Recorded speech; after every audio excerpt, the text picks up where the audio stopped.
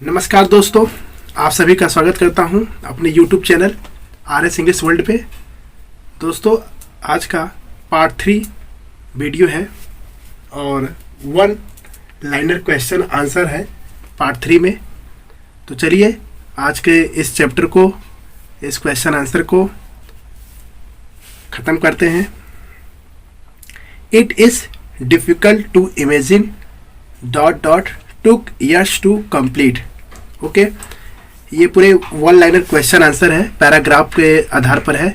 Okay, तो पहला question है, why did people travel in the past. लोगों ने अतीत में यात्रा क्यों की, मतलब जो यात्रा लोग किए थे तो क्यों किए। तो बिल्कुल वो बिजनेस के उद्देश्य से कर रहे थे। Because they people travel due to business for travel from one country to another 6 और 700 ईयर्स अगो। ओके, कहने का अर्थ है कि वे लोग बिजनेस के उद्देश्य से वो यात्रा करते थे और जिसमें वो उनको 6 से और 7 साल यानी 6 से 7 साल उनको उससे पहले उनको लगा समय। ओके, और दूसरा है, सेकेंड क्वेश्चन है, why did people die on the way. और लोगों की मृत्यु रास्ते में क्यों होती थी, यानी रास्ते में लोगों की जो मृत्यु हो जाती थी तो क्यों हो जाती थी। ओके, तो because of many people died on the way for lake of food and water, यानी जो लोगों की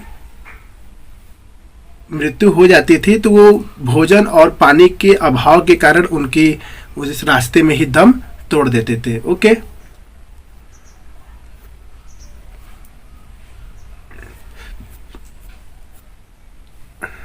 और थर्ड क्वेश्चन है, why did people travel in caravans, यानी कि लोगों ने कारवा में यात्रा क्यों करते थे, यानी क्यों किए। तो people had to travel with large parties in caravan, यानी जो कारवा में लोग यात्रा किए थे तो वो अपनी बहुत सारी पार्टी जो थी उनकी बिजनेस जिसके साथ करते थे उनकी पूरी पार्टी जो है कारवा में रहते थे। ओके, तो वो सारी पार्टी ही कारवा में वो ट्रेवल करते थे, यात्रा करते थे। ओके, यही बिजनेस के उद्देश्य से। ओके, फोर्थ क्वेश्चन है, what type of people dared to go on long journeys, यानी किस तरह के लोगों ने लंबी यात्रा पर जाने की हिम्मत की, यानी वे किन तरह के लोग थे जो लंबी यात्रा पर जाने की हिम्मत रखते थे। तो only persons of great courage could dare undertake long journey, यानी केवल वही व्यक्ति जाता था लंबे सफ़र में, लंबे यात्रा में जो ज़्यादा साहस, ज़्यादा हिम्मत रखता था। ओके, और फिफ्थ क्वेश्चन है, write name of the lesson from which the above passage has been taken, यानी उपयुक्त गंधास यानी उपयुक्त जो गद्यांश है वो किस अध्याय से लिया गया है। The lesson name of Marco Polo and writer name of Mir Najat Ali, यानी जो ये लेसन है वो लेसन मार्को पोलो से लिया गया है, मार्को पोलो का ये नाम है और इनके लेखक जो है मीर नजत अली है। ओके, और ये है बी पैराग्राफ है, यानी बी स्टेंजा है। Kublai Khan receive the ... travellers of an important city. Okay, अब इसके पैराग्राफ के अंतर्गत 5 क्वेश्चन देखते हैं क्या क्या है। तो how did Kublai Khan receive the travellers, यानी कुबली खान ने यात्रियों को कैसे प्राप्त किया, यानी कैसे रिसीव किया। ओके, तो कैसे रिसीव किया चलिए देखते हैं।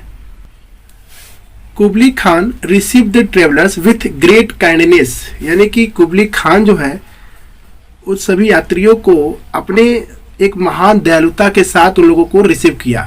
ओके, सेकेंड क्वेश्चन है, why was the emperor pleased with Marco Polo, यानी जो शासक थे मार्को पोलो से सम्राट क्यों खुश था, यानी कि जो सम्राट थे वो मार्को पोलो से क्यों खुश थे। तो because Marco Polo set himself the task of learning the Mongol language, the emperor was so pleased with him that he took him into his service. क्योंकि मार्को पोलो खुद के लिए जो भाषा सीखता था, मंगोल भाषा, यानी काम करने के लिए मंगोल भाषा सीखता था, तो उससे वो मार्को पोलो से काफ़ी वो खुश हुए। ओके, यानी कुबली खान जो है काफ़ी खुश हुए और उन्होंने उनको जो है अपने सेवा में भी ले लिया, यानी अपने काम में उनको मार्को पोलो को ले लिया। ओके, थर्ड क्वेश्चन है how was Marco Polo rewarded, यानी मार्को पोलो को कैसे पुरस्कृत किया गया। तो कैसे किया गया, he trusted Marco Polo greatly and sent him to many far away places on his behalf. यानी कि वो मार्को पोलो पर एक महान रूप से विश्वास करते थे, यानी काफ़ी महान हृदय से उसके ऊपर ट्रस्ट करते थे और उन्हें जो है हर रास्तों पर, हर स्थान जहाँ उनकी मिशन थी वहाँ उनको भेजते थे। ओके, तो जहाँ मतलब वो जो जिम्मेदारी दी गई थी वो जिम्मेदारी ही उनको एक पुरस्कार मिल गया था कि उनको एक शहर का गवर्नर भी बना दिया गया था। ओके, तो ये भी पुरस्कार ही उनके जीवन के लिए था। नेक्स्ट है which word in the above passage means holy, यानी कि जो इनमें से कौन सा शब्द ऊपर जो पैसेज दिए हैं उसमें हॉली का क्या मतलब है, हॉली किस प्रकार से यूज किया गया है। तो इन दिस पैसेज, इसका आंसर है in this passage use of holy, यानी इस पैसेज में, इस गद्यांश में हॉली का उपयोग, यानी हॉली शब्द का उपयोग कैसे हुआ है इसका आगे भी देखते हैं। Specially for religious Buddha temple, यानी जो हॉली शब्द इसमें यूज हुआ है तो वो जो बुद्धा टेम्पल के प्रति जो उनकी जो श्रद्धा थी, जो भाव था, वो उसी चीज को प्रदर्शित करने के लिए हॉली शब्द का उपयोग किया गया। ठीक है, यानी वो पवित्र है। ओके, और नेक्स्ट देखते हैं which countries did Marco Polo visit, यानी मार्को पोलो किस देश की यात्रा की। तो Marco Polo was visit for of Burma and another some time later to Ceylon, यानी मार्को पोलो बर्मा और कुछ दिन बाद वो सैलोन की यात्रा किए थे। ओके, अब है सी स्टेंजा, ये सी है they return to Venice daughter them came back home. Okay, first question इसका है who could not recognise the Polos, यानी पोलो को कौन नहीं पहचान सका। तो इसका आंसर है When the Polos landed in Venice, no one could not recognize them. They invited all their friends and relations to dinner one night. जब पोलो जो है वेनिस वापस आए थे तो कोई भी उन्हें पहचान नहीं सका और इसीलिए वे क्या किए, अपने सभी दोस्तों को, अपने सभी रिलेटिव को रात के डिनर पर इनवाइट किए थे, आमंत्रित किए थे ताकि आप लोग मुझे पहचाने। ओके, यानी अपनी आइडेंटिफिकेशन के लिए उन्होंने डिनर की पार्टी दी थी। ओके, रात में। नेक्स्ट है सेकेंड क्वेश्चन, कह रहा है कि who were invited by the Polos, यानी कि पोलो द्वारा किसे आमंत्रित किया गया, यानी पोलो ने किसको आमंत्रित किया था। दोनों बातें कह सकते हैं। तो all friends and relations to dinner one night invited by Marco Polo, सभी दोस्तों और रिलेशंस को, अपने संबंधी को उन्होंने रात में डिनर पर इनवाइट किया था। मार्को पोलो के द्वारा ये काम किया गया था। ठीक है, थर्ड है what sort of dress were the Polos wearing in the party, यानी कि पार्टी में पोलो किस प्रकार के कपड़े पहने हुए थे या किस तरह के कपड़े पहने हुए थे। तो इसका आंसर होगा the Polos were wearing the rough ragged cloth in the party, यानी जो पोलो जो कपड़ा पहने थे वो काफ़ी रफ था, यानी काफ़ी धूमिल था, गंदा था और काफ़ी फटे हुए अवस्थाओं में उनकी कपड़ा थी उस पार्टी में। ओके, अच्छा नहीं लग रहा था मतलब उस समय पार्टी में उनके कपड़े देखने में। ओके, तो नेक्स्ट क्वेश्चन देखते हैं When did the polos tear off the seams of their cloths? कब पोलो ने अपने कपड़े फाड़ दिए थे? बिल्कुल, मतलब मार्को पोलो कब अपना कपड़ा फाड़े थे? तो इसका आंसर है When the guests were all present, the polo tore off the seams of their clothes. जब गेस्ट यानी जब मेहमान सभी वहाँ उपस्थित थे तो पोलोज ने अपने कपड़े को वहाँ पर फाड़ दिया था, यानी कि मेहमानों के बीच में यानी पार्टी में उन्होंने अपने कपड़े फाड़ दिए। बिल्कुल। और नेक्स्ट है फाइव क्वेश्चन देखते हैं। फिफ्थ क्वेश्चन है What does the word valuable mean here? यानी यहाँ जो मूल्यवान शब्द दिए गए हैं उसका क्या अर्थ होगा? ओके, तो in this passage great valuable word for Marco Polo's identification then when after 24 years returned their Venice. यानी इस अध्याय में इस वैल्यूबल शब्द को मार्को पोलो के आइडेंटिफिकेशन के लिए और जब वो 24 साल बाद घर वापस आए थे तो इसलिए इस शब्द का इस्तेमाल किया गया था, वैल्यूबल शब्द का। ओके, अब आते हैं इसका डी स्टेंजा है, देखते हैं। इसमें है war broke out between dot dot that it excited. Okay, excite. इसका सेकंड है how did he use his time in prison, यानी उन्होंने जेल में अपने समय का उपयोग कैसे किया। तो इसका आंसर है he remained in prison for 3 years but he did not waste his time. He called for the notes he had made on his journeys and decided a book to a fellow prisoner. Okay, कहने का अर्थ है कि उन्होंने jail में 3 साल समय बिताए और उन दौरान उन्होंने अपना समय जो है नुकसान नहीं किया और उन्होंने कुछ नोट्स के लिए पुकारे और कुछ चीज़ें वो अपनी जर्नी के बारे में भी उन्होंने उस किताबों में लिखा। A book to a fellow prisoner, यानी उन्होंने एक साथी जो कैदी था उसके साथ उन्होंने कुछ किताबें भी उस दौरान जेलों में लिख रहे थे। ओके, तो यानी उन्होंने अपने समय का इस्तेमाल किया उस अवस्था में भी रह करके। ओके, नेक्स्ट देखते हैं What did Marco Polo's book contain, यानी कि मार्को पोलो की किताब में क्या था। तो देखते हैं। Marco Polo's book became very famous. He had written not so much about his own adventure as about things places and people. Okay, यानी कि इसका मतलब होगा कि मार्को पोलो की जो किताब थी वो काफ़ी प्रसिद्ध हो गई थी और उन्होंने कुछ ऐसा भी चीज़ नहीं लिखा था लेकिन अपने खोज और अपने वस्तुओं और अपने स्थानों और लोगों के बारे में लिखा था। ओके, नेक्स्ट क्वेश्चन देखते हैं। फोर्थ है how long did he remain in the prisoner, यानी वो कब तक जेल में रहे। तो he remain in prisoner for 3 years, यानी वो 3 सालों तक वो जेल में रहे।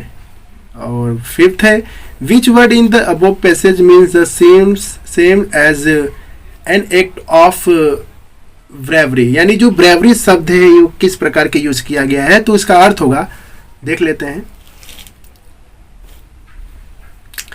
He was use his time in prison it is so bravery word in this passage. कहने का अर्थ है कि जो मतलब ये बता रहे कि जो इसमें ब्रेवरी शब्द क्या है इस अध्याय में। तो इसमें सबसे ब्रेवरी शब्द क्या, उन्होंने अपने समय को उपयोग किया था उस कैदी अवस्था में, राइट, उस जेल में। ओके, और अब बात करते हैं फिफ्थ स्टेंजा पर। ओके, फिफ्थ स्टेंजा है Marco Polo is supposed to have been dot dot their fortunes. Okay, और इसका फर्स्ट क्वेश्चन है who was Marco Polo. Marco Polo कौन थे। तो Marco Polo was the young man who lived in Venice. He belong to a family of rich merchants. Okay, यानी Marco Polo एक young व्यक्ति थे जो वेनिस में रहते थे और वो अपने एक रिच मर्चेंट्स फैमिली के साथ बिलोंग करते थे। ओके, और सेकंड क्वेश्चन है, why did people think that the book of Marco Polo was collection of lies? लोगों ने यह क्यों सोचा कि मार्को पोलो की पुस्तक झूठ का संग्रह था या थी? ओके, इसका आंसर है because people in Europe had very little knowledge of the East those days, they found it hard to believe much of what Marco Polo had written. For centuries it was thought that the book was a collection of lies. Okay, इसका अर्थ होगा कि क्योंकि जो Europe के लोग थे वो काफ़ी कम नॉलेज रखते थे, क्योंकि वो पूर्वी क्षेत्रों से जुड़े थे उन दिनों में, और they found it hard to believe, और वे लोग एक कठिनाई से वो विश्वास जो है प्राप्त करते थे। What Marco Polo had written, यानी मार्को पोलो ने क्या लिखा था उस शताब्दियों के लिए, तो इट वाज थॉट, वे सोचे थे कि यह किताब की जो है एक झूठ का संग्रह है। बिल्कुल समझ में आप सभी को। अब थर्ड क्वेश्चन देखते हैं।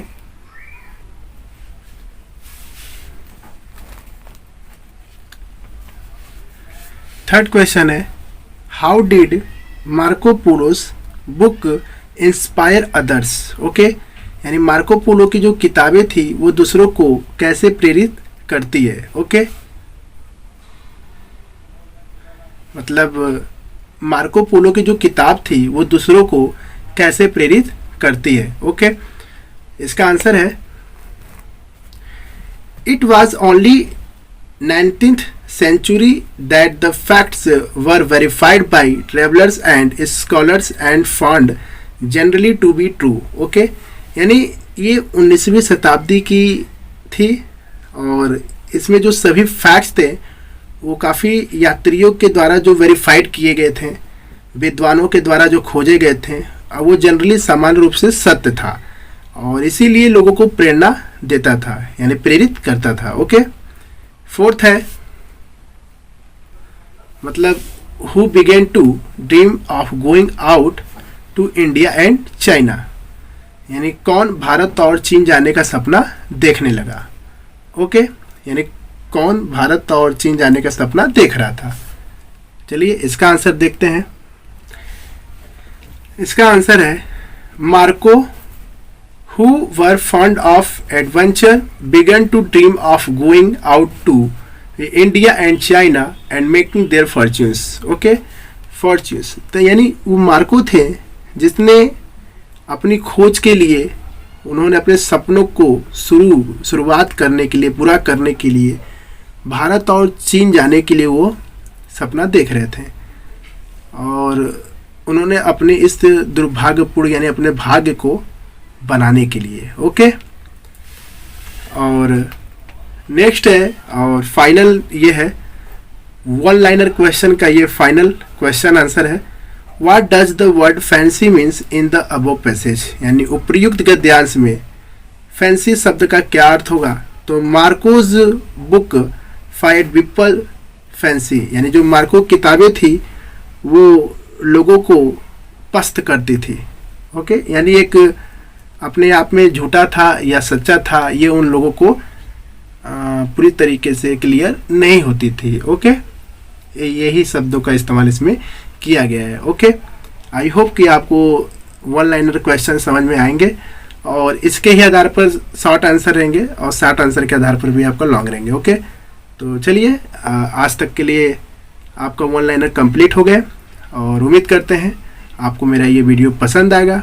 तो दोस्तों, वीडियो को लाइक करें, शेयर करें और सब्सक्राइब करें। ओके, और जो पहली बार मेरे इस वीडियो पे, मेरे इस चैनल पे आए हैं, मैं उनका दिल से, हृदय से आभार व्यक्त करता हूं, और उनसे मेरा निवेदन है कि प्लीज़ आप वीडियो देखें और मेरे चैनल को सब्सक्राइब करें, बेल आइकन को प्रेस करें, ताकि आपको आने वाली नई वीडियो आपको मिलता रहे।